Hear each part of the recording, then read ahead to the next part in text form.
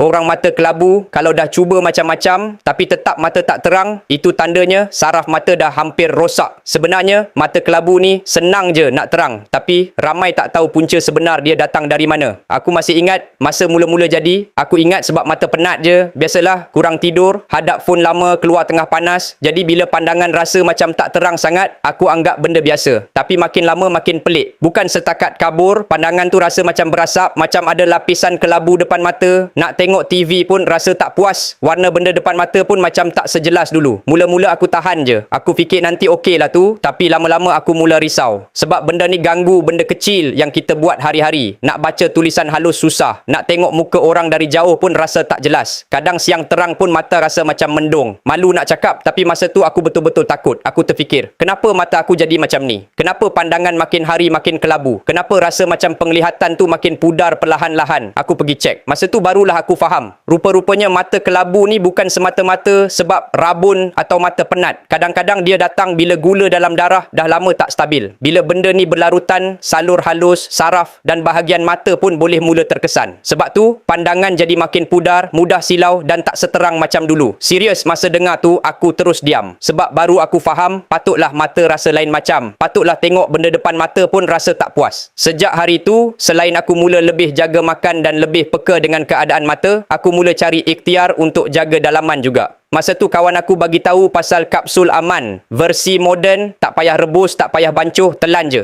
Aku pun cuba sebagai ikhtiar. Slow-slow aku mula lebih berjaga-jaga dengan badan sendiri.